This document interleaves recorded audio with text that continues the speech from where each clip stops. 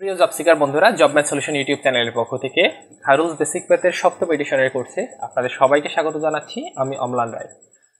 আজকে আমরা খায়রুলস basic math বইয়ের প্রথম অধ্যায়ের বড় বড় মৌলিক সংখ্যা নির্ণয়ের যে টেকনিক, এই টপিকসটা নিয়ে আলোচনা করব। চলুন শুরু করা যাক।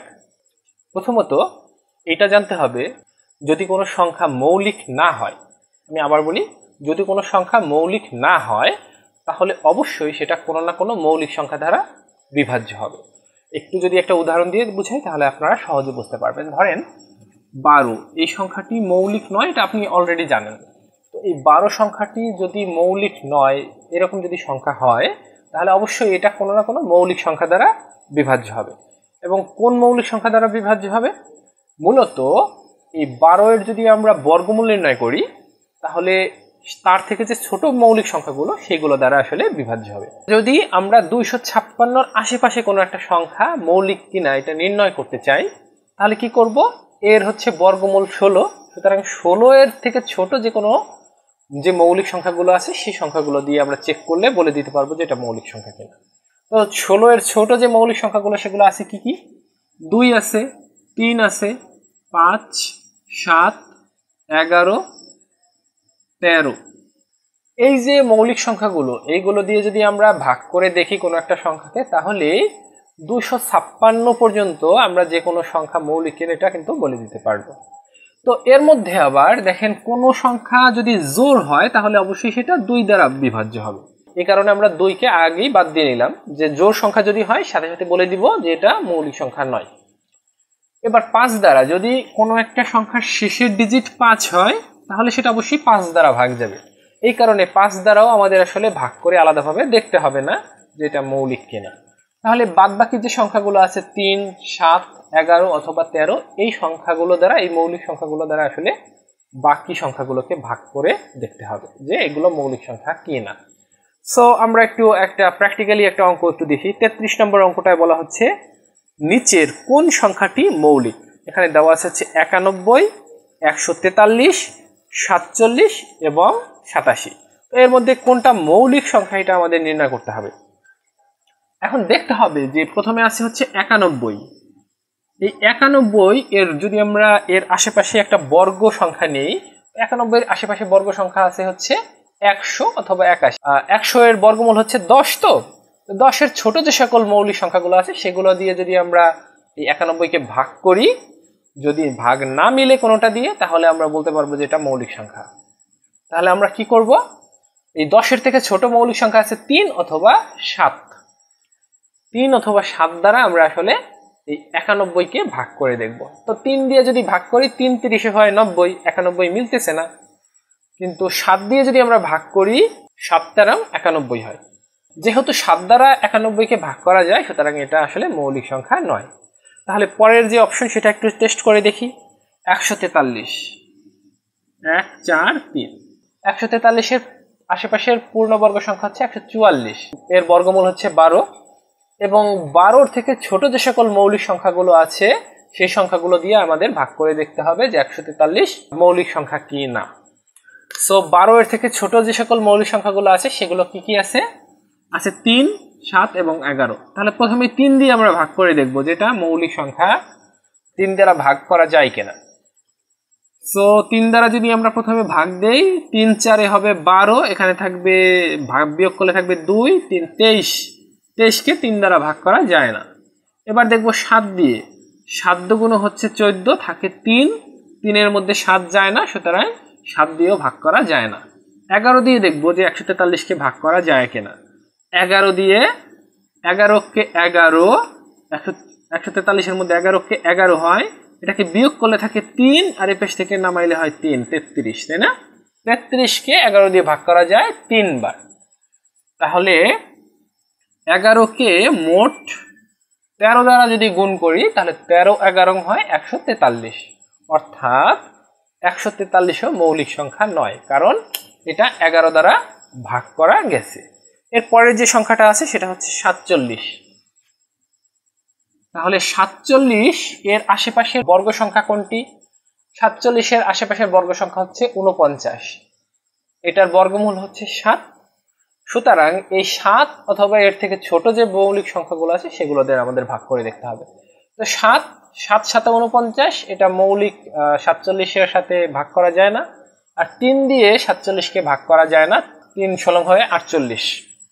যেহেতু 7 দিয়েও ভাগ যায় না, 3 দিয়েও ভাগ যায় না, সুতরাং এই 47টা কিন্তু একটা মৌলিক সংখ্যা। সো এটার সঠিক উত্তর কত? সঠিক উত্তর হচ্ছে 47। আচ্ছা, তাহলে এই ধরনের অঙ্ক যদি আসে সেক্ষেত্রে আমরা এইভাবে আসলে অঙ্কগুলো সলিউশন করতে পারি, যদিও একটু সময় লাগবে, কারণ সবগুলো সংখ্যা দিয়ে আসলে ভাগ করে দেখতে হবে। ভাগ করতে আপনি যত পারদর্শী হবেন সময় তত কম লাগবে। 34 নম্বর অঙ্কে বলা হচ্ছে নিচের কোনটি মৌলিক সংখ্যা নয়।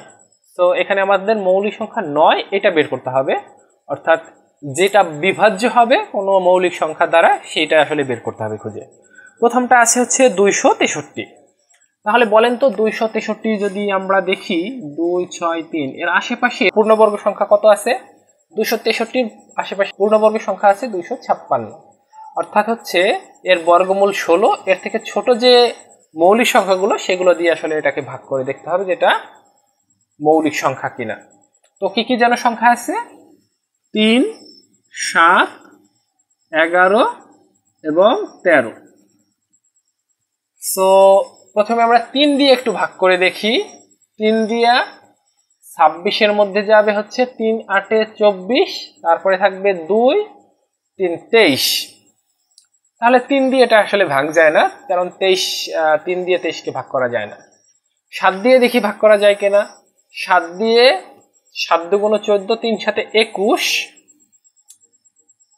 21 পরে আরো থাকে হচ্ছে 5 আর 3 53। 7 দিয়ে 7 7 49, 7 8 56 হয়, এটাও ভাগ করা যায় না। 11 দিয়ে যদি আমরা 263কে ভাগ করতে যাই, 11 দুগুণে হয় 22, 22 হওয়ার পর 26 থেকে 22 বিয়োগ দিলে থাকে 4, আর এখানে থাকে 3 43।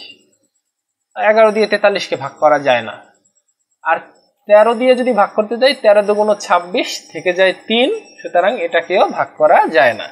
সুতরাং 263 কিন্তু মৌলিক সংখ্যা, কারণ এটা কোনোটা দিয়েই ভাগ করা যায় না। এরপরে 233 এই সংখ্যাটা একটু দেখি। 233 এর আশেপাশের পূর্ণবর্গ সংখ্যা কোনটি? এর আশেপাশের পূর্ণবর্গ সংখ্যা হচ্ছে 225, অর্থাৎ এই 15 এর ছোট যে সকল মৌলিক সংখ্যাগুলো আছে সেগুলো দিয়ে ভাগ করতে হবে, অর্থাৎ 3 7 11 এবং 13 দিয়ে ভাগ করে দেখতে হবে। প্রথমে 3 দিয়ে ভাগ করে দেখি। 3 দিয়ে 3 7 21, এখানে থাকে 2, এরপরে থাকে 3 23। 23 এর মধ্যে 3 দিয়ে ভাগ করা যায় না। 7 দিয়ে দেখব, 3 7 21, তারপরে থাকে 2 3 23।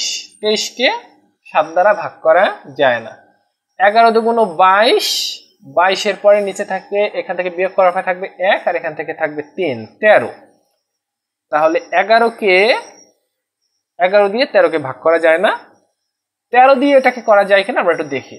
13 দিয়ে যদি আমরা 23 এর মধ্যে ভাগ দিই, প্রথমে 13কে 13, 23 থেকে 13 গেলে থাকে 10, অর্থাৎ এটা হয়ে যায় 103। 4 13 52, 104। সুতরাং 13 দিয়ে এটাকে ভাগ করা যায় না 233কে। অর্থাৎ আমরা দেখতে পাচ্ছি যে 233 এটাও একটা মৌলিক সংখ্যা। এরপরে আছে 253। বলেন তো 253 এর আশেপাশের মৌলিক পূর্ণবর্গ সংখ্যা কোনটা? 256 হচ্ছে এর আশেপাশের পূর্ণবর্গ সংখ্যা। তাহলে 16 এর থেকে ছোট মৌলিক সংখ্যাগুলো দিয়ে ভাগ করতে হবে, সবগুলো দিয়েই ভাগ করতে হবে 253কে। 2 5 3 এটাকে ভাগ করতে হবে এই 3 7 11 এবং 13 এই সবগুলো দিয়ে। প্রথমে 3 দিয়ে একটু ভাগ করে দেখি। 3 8 24, থাকে নিচে 1, আর এখান থেকে নামবে 3 13। 13কে 3 দ্বারা ভাগ করা যায় না। 7 দিয়ে দেখব। 7 দিয়ে 3 7 21, থাকবে 4, আর এখান থেকে থাকবে 3 43। 7 দিয়ে ভাগ করা যায় না। 11 দিয়ে দেখি। 11 দুগুণ 22, 11 দুগুণ 22, এখান থেকে 3, আর এখান থেকে নামবে 3 33। হ্যাঁ, 11 দিয়ে ভাগ করা যায়। কিভাবে ভাগ করা যায় একটু দেখেন। 11 দিয়ে 3, 11 দুগুণ হচ্ছে 22, বিয়োগ যদি করি এখানে থাকে 3, আর এখান থেকে নামবে 3 33। তাহলে 3 দিয়ে যায়, 3 11 33।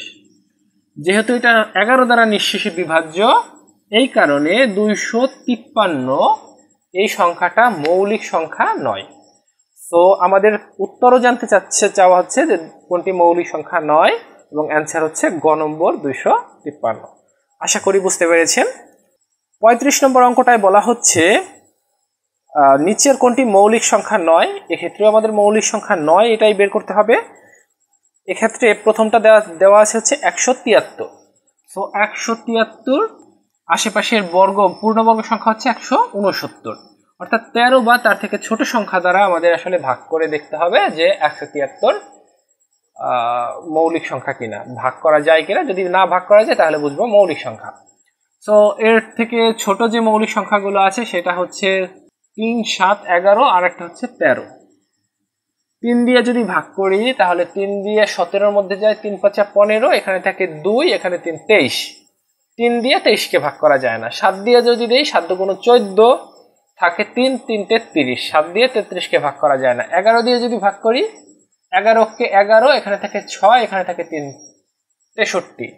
সুতরাং 63কেও 11 দ্বারা ভাগ করা যায় না। 13 দিয়ে যদি ভাগ করি 13কে 13 থাকে হচ্ছে 4, 3 43, 3 13 হয় 39। সুতরাং 13 দিয়েও ভাগ করা যায় না। এটা একটা মৌলিক সংখ্যা। 173 একটা মৌলিক সংখ্যা। পরে যেটা আছে 267, 2, 6, 7। আশেপাশের পূর্ণবর্গ সংখ্যা আছে 256। সুতরাং 16 এর থেকে সবগুলো ছোট মৌলিক সংখ্যা দ্বারা ভাগ করতে হবে, অর্থাৎ 3, 7, 11 এবং 13 দ্বারা ভাগ করতে হবে। তো 3 দ্বারা একটু ভাগ করে দেখি। 3 দিয়ে 3 8 হয় 24, 2 আর 7 থাকে 27, 3 দিয়ে 3 নং 27 হয়। অর্থাৎ এই সংখ্যাটা 3 দ্বারা বিভাজ্য। কিভাবে? 3 দিয়ে 3 8 হয় 24 আর থাকে 2, এখান থেকে নামবে 7, 27, 3 দিয়ে 3 নং 27। অর্থাৎ যেহেতু এটা মিলে গেছে এই কারণে এটা 3 দ্বারা বিভাজ্য। 267 এই সংখ্যাটা 3 দ্বারা বিভাজ্য, এই কারণে এটা মৌলিক সংখ্যা নয়। তাহলে উত্তর হচ্ছে খ নম্বর 267। 36 নম্বর অঙ্কে বলা হচ্ছে 91, 101, 117 এবং 123 এর মধ্যে মৌলিক সংখ্যা কোনটি? আপনাদের হয়তো মনে থাকবে আমরা এর আগে যে ভিডিওটা করেছিলাম অথবা এর আগের যে অঙ্কগুলো সলিউশন করেছিলাম সেখানে আমরা দেখেছিলাম 91 এটা একটা মৌলিক সংখ্যা নয়, কারণ 7 13 আসলে 91। এইভাবে আসলে আমরা বুঝতে পারি যে 91 মৌলিক সংখ্যা নয়। এবার দেখব 101। তো 101 এর কাছাকাছি মৌলিক সংখ্যা যদি নির্ণয় করতে হয়, 101 মৌলিক সংখ্যাকে নির্ণয় করতে হইলে এর কাছাকাছি পূর্ণবর্গ সংখ্যা হচ্ছে 100। এর থেকে যে ছোট অর্থাৎ 10 থেকে যে ছোট মৌলিক সংখ্যাগুলো সেগুলো দিয়ে ভাগ করে দেখতে হবে। অর্থাৎ ভাগ করতে হবে 3, 7 এবং 7 দ্বারা ভাগ করতে হবে। 11 দিয়ে ভাগ করার দরকার নেই। সো 101কে আমরা 3 দ্বারা প্রথমে ভাগ করে দেখব। 3 দিয়ে 3 3 9, 3 3 9, এখান থেকে থাকে 1 আর এখান থেকে নামবে 1। 11কে 3 দ্বারা ভাগ করা যায় না, সুতরাং এটা পরেরটা দিয়ে দেখতে হবে। 7 দিয়ে 10 এর মধ্যে যায় একবার, এখানে থাকে 3, এখানে থাকে 1। 31কে 7 দ্বারা ভাগ করা যায় না, সুতরাং 101 একটি মৌলিক সংখ্যা। অর্থাৎ এক্ষেত্রে উত্তর কত হবে? উত্তর হবে 101। আশা করি এই অঙ্কগুলো আপনারা বুঝতে পেরেছেন। না বুঝতে পারলে আরো একবার একটু দেখার আমন্ত্রণ রইল, সেই সাথে পরবর্তী ভিডিও দেখার আমন্ত্রণ রইল। সবাইকে অনেক ধন্যবাদ।